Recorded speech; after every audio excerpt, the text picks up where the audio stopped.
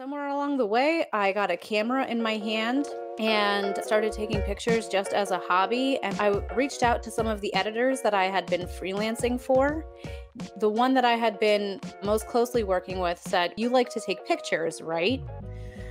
And I said, yes. And he asked me to come in with a portfolio, of which I did not have.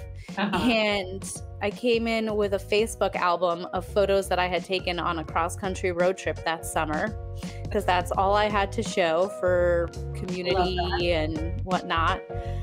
And a week later, he said, "Okay, I'm going to give you a shot. There was somebody that has 30 years of experience over you, by the way, just so you know." And yeah, the rest is history.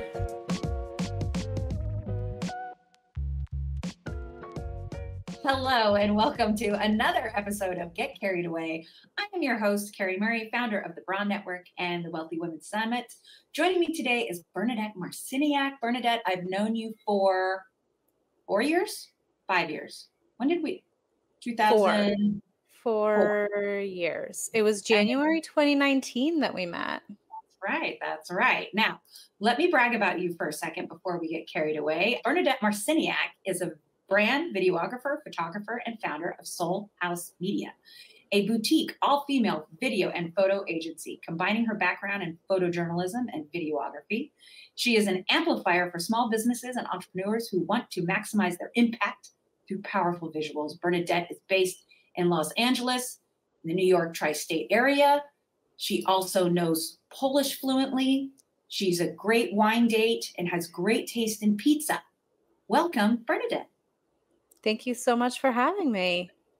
Absolutely. Now, before we dive into your fabulous topic, which is 3 ways to maximize your impact and brand with video and photography. And if you aren't using any of those with your brand, I don't know what you're doing with your life. If I were to ask 11-year-old Bernadette what she wanted to be when she grew up, would she have said a videographer, photographer who works with small businesses and female-founded brands?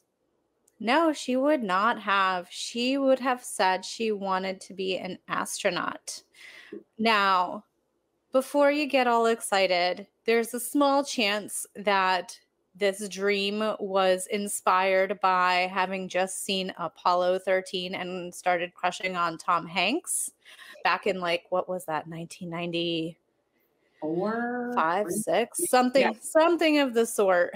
So my aspirations may have been a little bit misguided. However, I have always kind of taken that with me in terms of if I had really wanted to be an astronaut, I could have been an astronaut. So world's my oyster, possibilities are endless. All you have to do is apply yourself. Absolutely. You actually are the perfect height for a astronaut.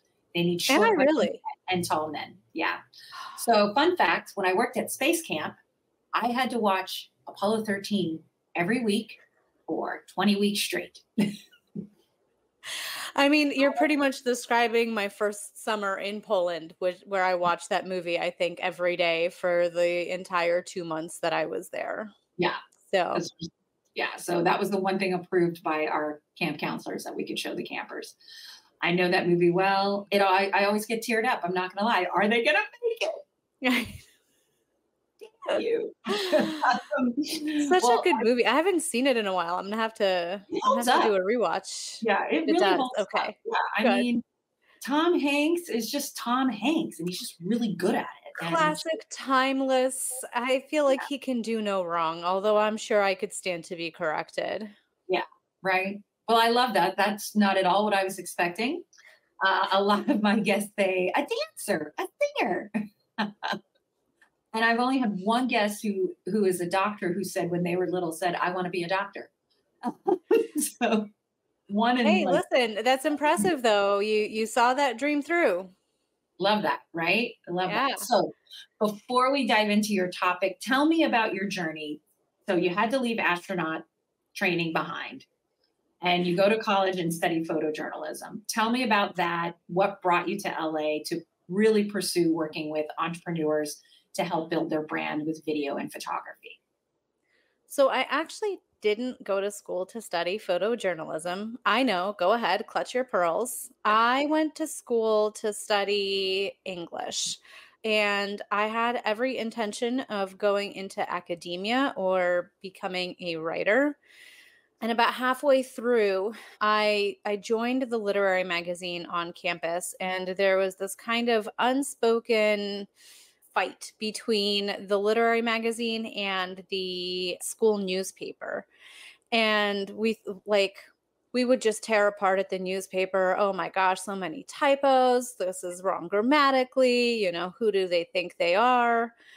And the joke was on me because I became editor in chief of that literary magazine. And during summer orientation one year, I was placed right next to the college paper. And so I let them know in no uncertain terms how I felt about them. And they were like, well, if you don't like something, why don't you come join our staff and do something about it? So I was like, okay, sure, I'm going to show them. And I joined the paper. And after 2 weeks, I was like, this is so below me. I'm not going to stay here. We're just going to move along.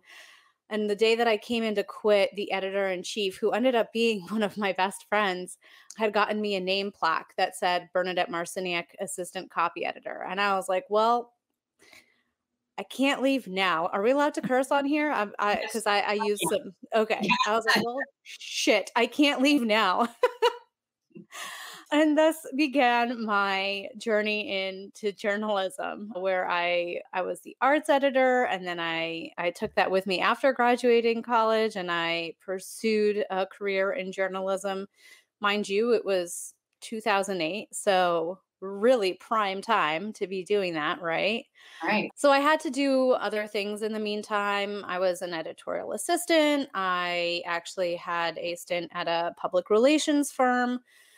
All of those experiences boiled down to one thing, and that was that I knew how to tell stories. I learned how to tell stories about people specifically and brands with the PR firm on a daily basis. That was what I was doing.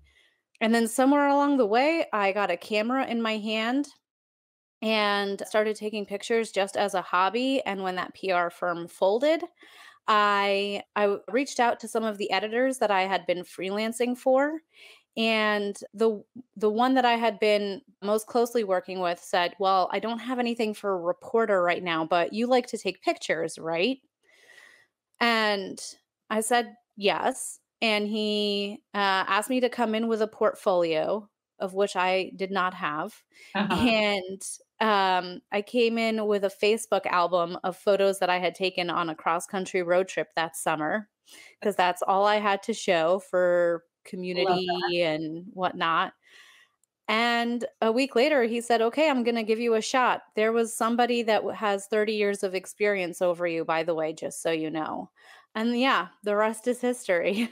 Wow. So do you remember who gave you that first camera? Was it or did you pick it up, or was it a gift, or Well, so to be fair, that was the first camera that I had purchased for myself. If Mm. I'm going to give credit where credit is due, it's going to be my dad who actually gave me my first camera.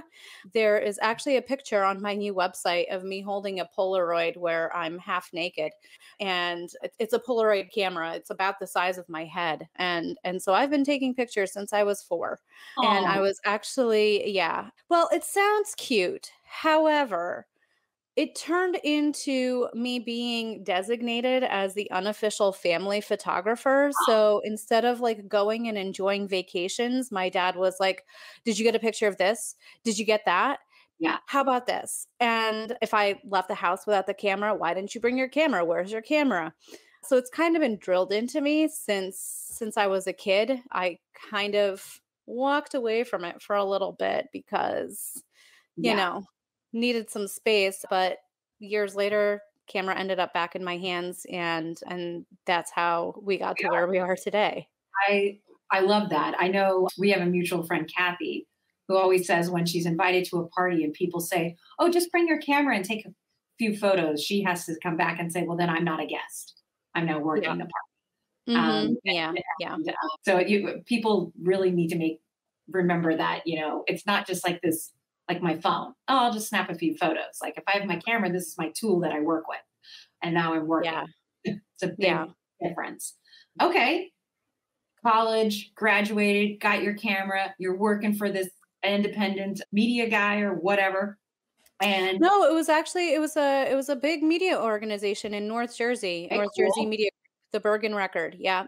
Yeah. cool, cool. So you're there. And then what Mhm. gives you the bug to move to LA? The bug was the guy that I started dating, who was actually also a photographer. We had been friends for 8 years, I think, before we started dating. The numbers Oh, start to get fuzzy after a while. In any yeah. case, he got an opportunity only a year and a half after we started officially dating to actually, it was a year. He told me on our 1-year anniversary while we were in Denver, "Hey, there's this opportunity that might be out there for me to move to LA. I won't take it." And I was like, "Well, why not? Like, you're telling me that we can move to sunshine and palm trees and beaches? Like, let's go. I'm packing my bags yesterday." So that's how we ended up here. Gotcha. I love that. Now that's right around the time when I met you, Yes. January 2019 and everything.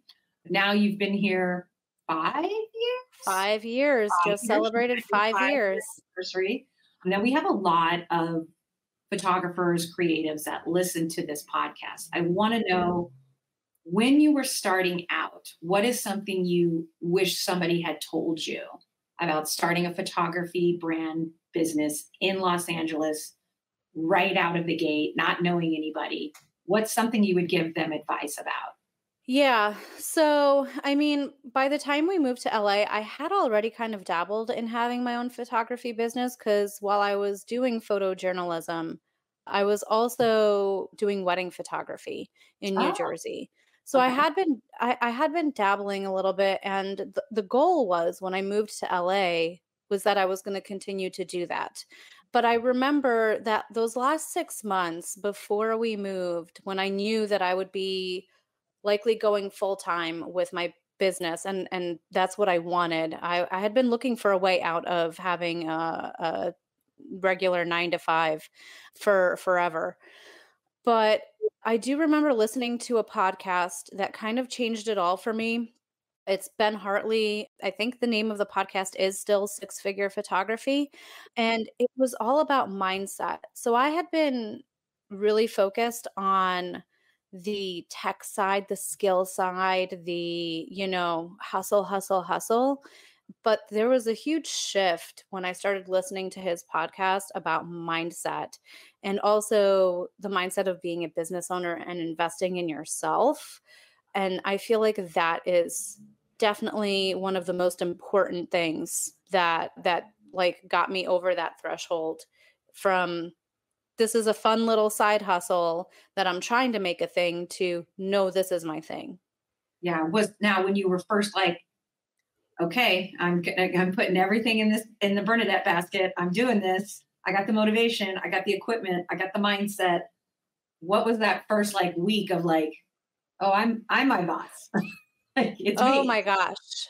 That was wild because I became my own boss literally, the day that we moved here. Well, it was 2 weeks before we moved here, but that was all just moving and whatnot. So I remember when we got here and that first Monday that we were here, we didn't even have any of our furniture Mhm. in our apartment yet. So I'm sitting in this empty apartment on the floor with my laptop. And I'm like, I know this is technically working, but it doesn't feel like I'm working. And the fact that there's nothing in this apartment doesn't help me feel like I'm a business owner or a professional yet. Yeah. Um, so yeah, that was a wild experience. And I remember just like having this block in my brain of I don't under I know that I'm working, but it doesn't feel like it. And my boyfriend, who had been full time in photography himself for a few years at that point, he's like, "No, you're working. This is your work now." Yeah. That's so exciting. I know for me, the first time I was just like, oh, okay, it's just me. Let's get to work. Yeah, I was like, "Is nobody watching over me? Is nobody Yeah, gonna give me an A plus? Like, who's gonna reward me?" Not that I was getting a whole lot of reward at my 9 to 5 but you know what I mean? Like, I was like, "Who's telling me if I'm doing this right or wrong?" yeah, I know, right? Who's like, who am I like checking in with or Yeah. following up with? Like, oh, it's just me. Good job, me. Good job. Yeah. It's so true. It's so true. And then, so in that journey, you started developing relationships with other photographers and joining communities like BRA and connecting with other photographers. And in that, you probably worked with a couple coaches, developing your brand and your business and everything. But you also found that there was this gap, and it kind of is what kind of brought you to video. Is that true to say? Is that kind of how that journey happened? I think that's a part of it. So I had already also been doing video for a while before we moved to LA because that newspaper that I had been working for had gotten acquired by the USA Today network. And I was told that I needed to learn video, otherwise, I'd be on the chopping block. And I was like, yeah, okay, never, Yeah. whatever you say. I picked it up, I learned it. I got fired a few months later anyway, because c'est la vie, right? Right. And I still went on to get a job actually at the newspaper that I had dreamed of working as a kid before I had the astronaut dreams, actually. Ah, okay. It's actually the newspaper that Tony Soprano picks up at the end of his driveway for any Sopranos fans. Okay. And I got hired as a social media video journalist there, which was that sounds like a very niche title still today. Think about 5 years ago or 6 years Yeah. ago now. And so I saw the value of having this skill, and when we moved here, I kept it very under wraps, but when I was connecting and networking with people, I found that it was kind of this like secret unicorn thing that I could offer because a lot of people were not offering video yet. So I would just Mhm. kind of like, "Oh, hey, by the way, if you also want me to take some video at this shoot that you're going to be at," or something like that. So I didn't market it, but I would let people know just in conversation. And that's how I got started with video here in LA.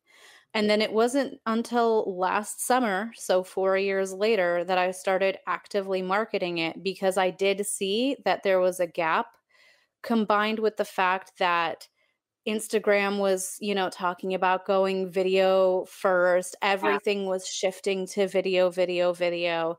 I think it's kind of balanced out now, but I definitely hopped on the opportunity of like, okay, I know how to do this. And I know how to do it well at this point. So now's my time to get in there and stop hiding it. Yeah. I love that.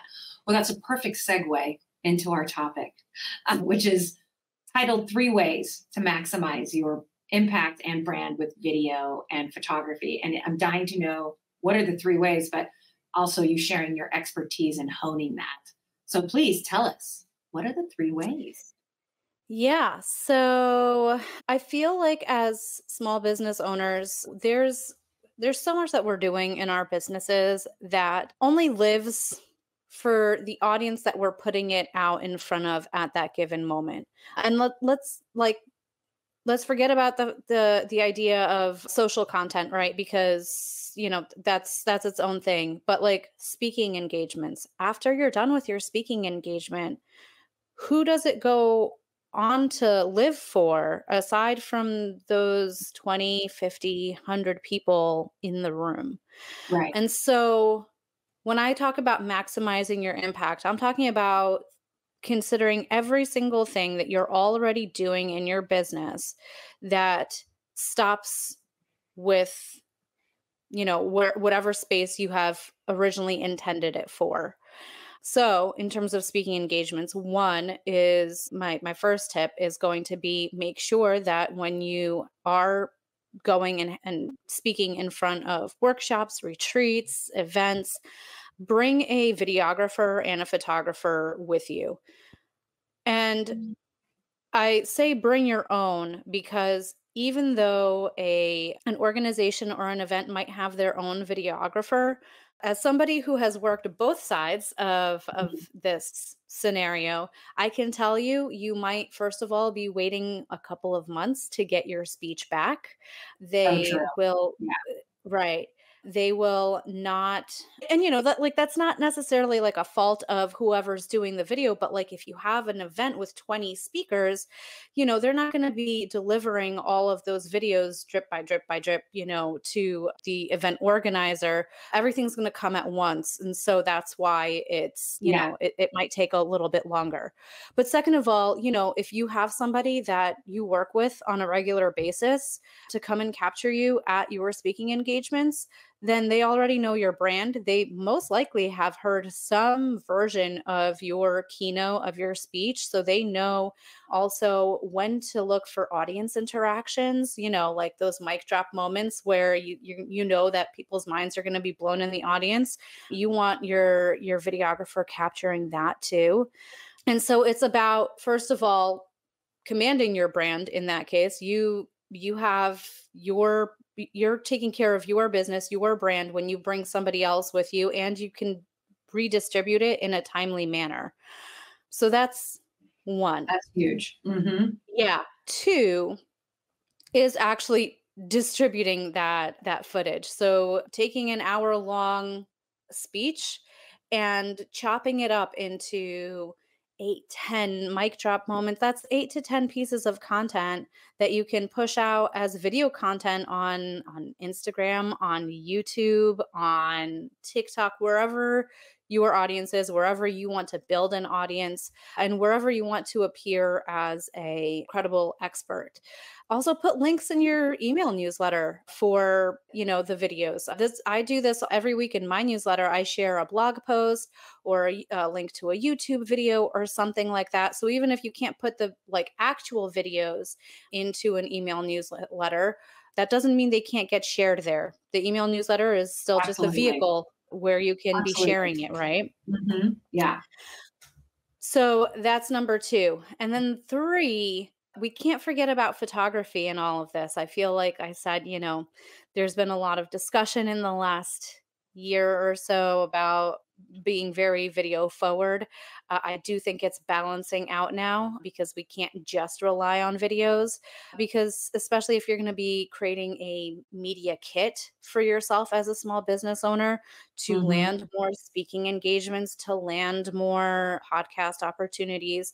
You can have links to all of that, but you can't really get a good still frame from a video. So make Yeah. sure that you have photos of it as well that you can, use to brand your content as thumbnails, as, images in a press kit, even as standalone social posts. Photography, like I said, it's balanced back out. So we need a good combination of photo and video on our social media platforms. And your email newsletters, dress Love them that. up with images. Yeah, I think what happens is, I know for me, like this video will have a cover photo of us. It won't just be us frozen. Right, exactly. You know? Exactly. So it's absolutely important. I completely agree. Now, if someone, go ahead.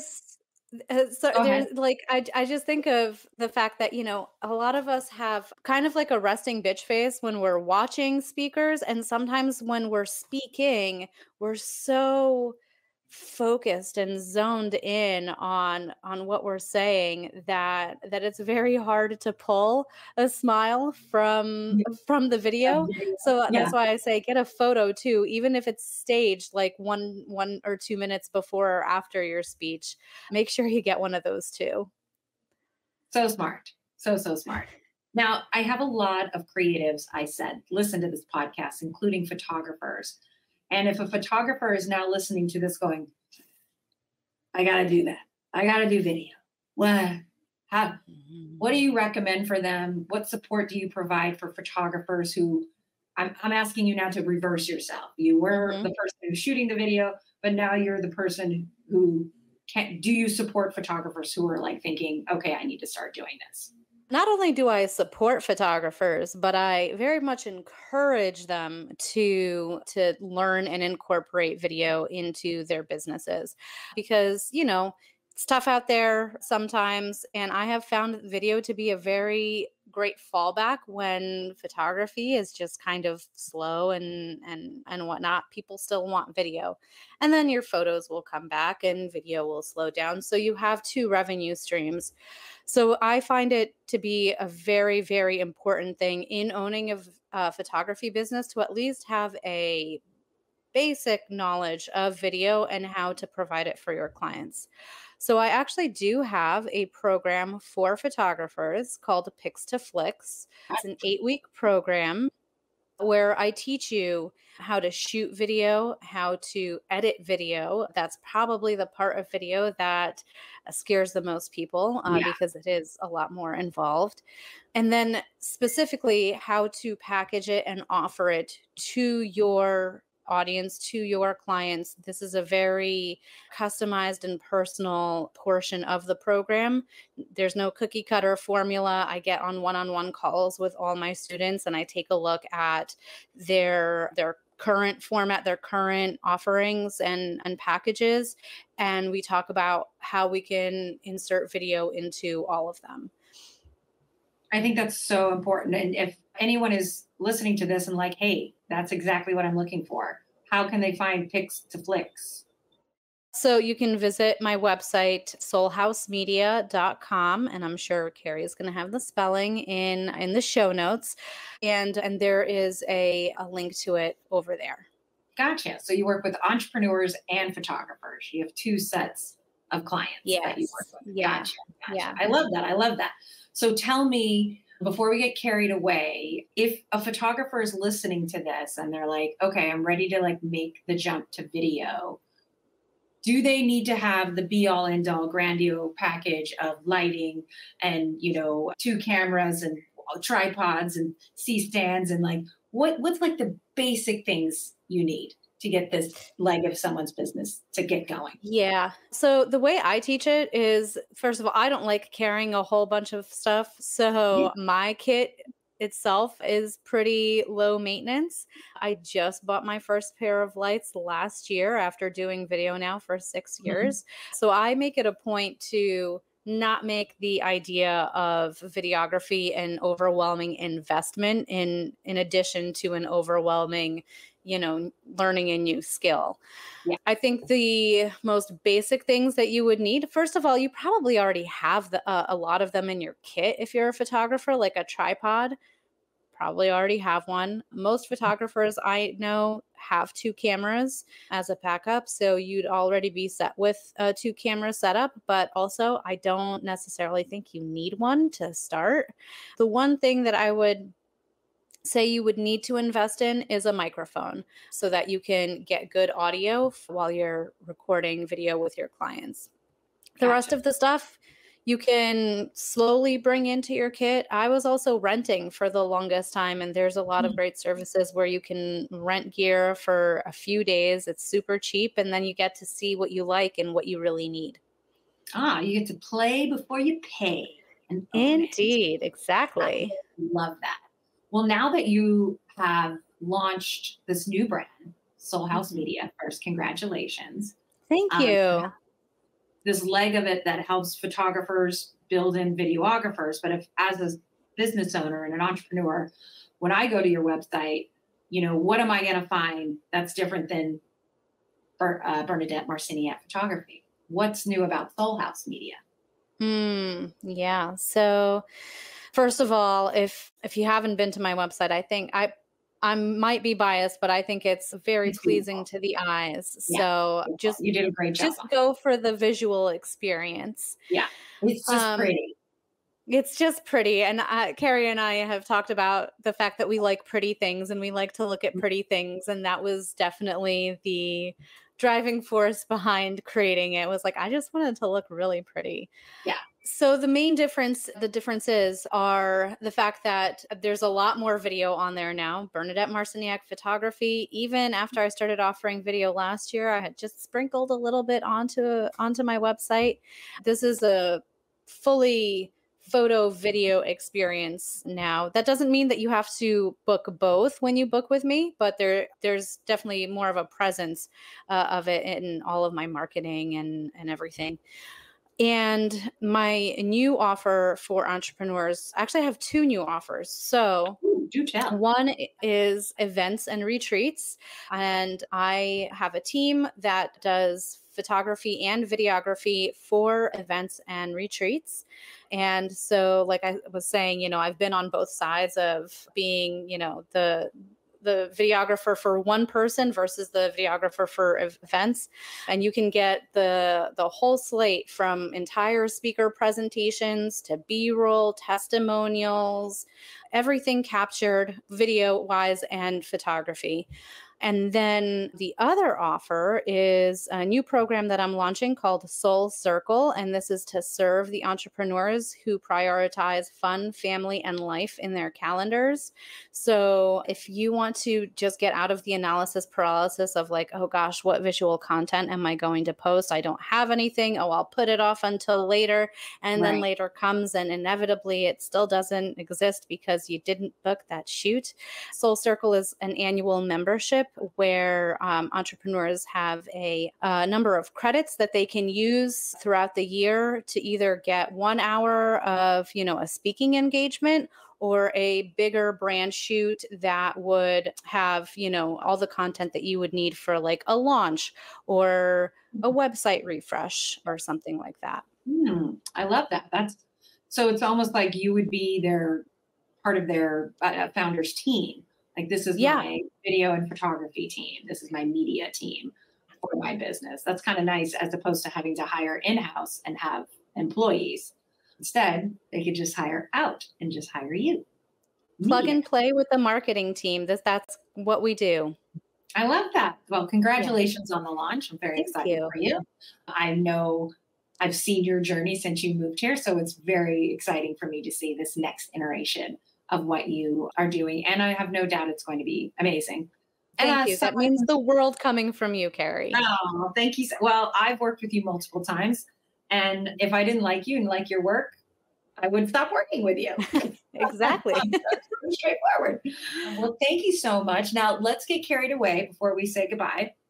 First, I want to know what's something you're absolutely obsessed with. What do you get carried away about? Is it puppies? Is it babies in strollers? Is it bears eating honey? And, I have a lot of bear content on my Instagram feed right now. I don't know why. But really? Is it because of those bears in China that like people were thinking were humans? I don't know. I just know, there goes the siren. We're in LA. I just know that once my sister-in-law moved to Canada, I just started getting bear content. Oh, interesting. Interesting. It's so cute. But anyways, what's something you obsessed about? Tell me something that you get carried away about. I mean, puppies are great, but we're a cat family over here. So you will definitely find a saved folder of cat videos in my Instagram saved folders. If you're ever feeling blue, just open that folder. Exactly. We have two, actually, a Maine Coon named Grayson and a tabby named Jet. They're the oddest couple. They are not cut from the same cloth and definitely don't act like brothers, but they are a lot of fun for us. Okay. 2, I love me a good glass of red wine. And I know you know this. We have shared glasses of wine in the past, and my favorite are the hearty reds. I'm very into Italian reds right now. Might have something to do with my upcoming trip to Italy. Yes. Full body. Full body, like me.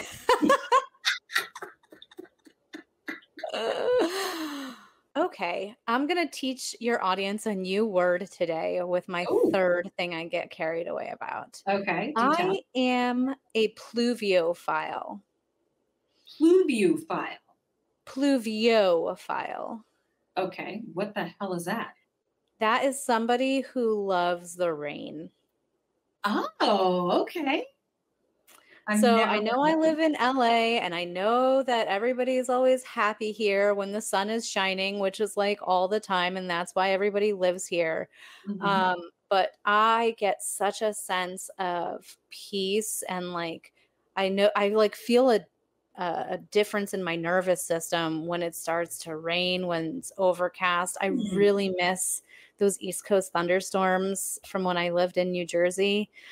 So yeah, Are you pluviophile. are you a water sign?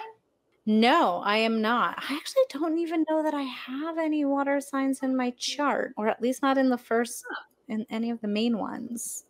No, you're a Virgo, right? You have a I'm a birthday coming up. Virgo. I'm a Virgo sun and rising.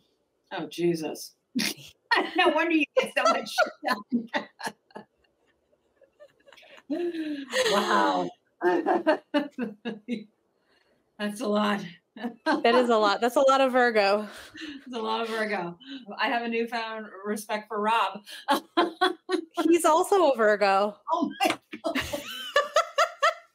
Our birthdays are 10, no, not even 10 days, 7 days, a week apart. Oh Yep. my God, that's hilarious. I did not know that. You guys must be the most organized people to travel with. Like you guys probably have just know it. We both have our own ways of being organized. So, like, Okay. I'm That's a definitely a nice way to say planner. it. I want to plan where we're going, where we're having dinner, or what at least what the options are. Yeah. He's very good about like the logistics of the travel, like the flights and the train Transportation. rides and Yeah. transportation. Yeah, Okay. Well, that's a good balance. It's great. exactly. I love that. Okay. So now we have to do the opposite. Tell me Okay. something, two or three things you can't freaking stand that people get so obsessed with and get carried away about. I'll give you an example. I hate camping. I don't understand how anybody would be like, let me go sleep out of the dirt with bugs and bears. That sounds fun. And let me bring all my shit with me. You can get a You hotel. know, when I was on that cross country road trip, most of it was camping. And when I was in my mid 20s, I think that was like the last time I really was okay with camping. Cause when I think about doing it now, like I'd do it, but it doesn't bring me the same enjoyment. I'm more about the glamping. Yes. You're Yeah. not camping in Italy, then, is what you're saying. Oh no. Oh, that is definitely not happening. I'm looking for the fanciest Airbnbs Love, on the sea enjoy of it. the Italian coast. I love it. Yes. So, what's something you can't stand? Okay, the first thing that came to mind is grammar policing. I think it's Mhm. just so freaking lame. And I see it like if anybody scrolls TikTok a lot, I see a lot of creators actually like replying to comments being grammar police, and I have to Oh, imagine that it's literally just to get engagement juice because it's just the lamest argument that you can make. And this is coming from an English major who was the copy editor of her paper. Like, I love good grammar, but I just don't think you're getting that, jab jab punch from being part of the grammar police. yeah. I definitely don't like that either. Yeah. Yeah. Okay, second, pineapple on pizza. I know that this is going to really just like split Oh, the please. audience in half right now. So Oh, I'm glad we're doing this at the end of the show because yeah. I'm sure people are going to be tuning out. I did never knew this about you. I'm a little bit devastated. I'm so sorry. I'm so sorry. But I'm really not though. I think that pineapple does not belong on pizza. Okay. To each his own. And then, well, I guess if I was going to pick a third, it would be Los Angeles pizza. We're gonna have pizza Okay. in there twice. And I can say that because I come from the land of amazing pizza, which is New Jersey, New York. So literally nowhere else in the United States stands a chance. Okay. How do you think Chicago's going to feel about that? Okay, so I'm actually probably in the minority here, aside from people who live in Chicago, who I actually don't know if they also are a fan of Chicago pizza, but I love it. I do Like, too. A lot of bread, a lot of cheese, and a lot of tomato sauce. I don't see Yeah, what the problem is. And I people love a are deep. like, "Oh, well, it's just cheese, tomato, bread, soup." I'm like, again, you're I love really it. not turning me off from it. Yeah. I mean, I definitely have had pizza all over the world. And some of the best pizza I have has been in New York. I will say that. Yeah. But I have had great pizza here too. In fact, when I was in Italy, I was a little disappointed, but I'm it's not okay. surprised because I bet that the pizza that we like here has been very Americanized. Like the same, Yeah. you're not going to go to China and get the Chinese food that we know No. here, right? No. So, Yeah, that's very um true. Very, very true. I'm not going to Italy with the expectation of having pizza. Although I hear Naples or Milan has good Yeah. pizza. So the one I was just going to preface it by saying, except when I was in Naples, Ah, Naples, I had really, really good pizza. And there's nothing fancy about it. It's literally sauce, buffalo mozzarella, and the crust is like, it's all wood burning too. So it's so yummy. So, so I yummy. can't wait. I can't wait. Yeah. You're going to have so much fun. Well, thank you so much for getting carried away with us. Before we go, tell us where we can find you. All of this information will be in the show notes. You can find out Bernadette's website, find out more about Picks the Flicks, find out more about membership if you're an entrepreneur, all the places, all the things. But for the people driving, tell us where we can find you. Sure. So you can find me at my website, www.solhousemedia.com, and that's spelled SOL, like the sun, house, HAUS, the German way, media.com. On Instagram, you can find me at Solhaus Media or at Bernadette Marciniak. And I'm also on LinkedIn, although I haven't really been doing too much there lately. I think that needs to be fixed because I know Get you're to very it. active there. Yeah. I know, I know. You get to it. You got photographers and entrepreneurs there. I Um, know. I love that. Well, thank you so much. I have really enjoyed getting carried away with you, and we'll chat soon.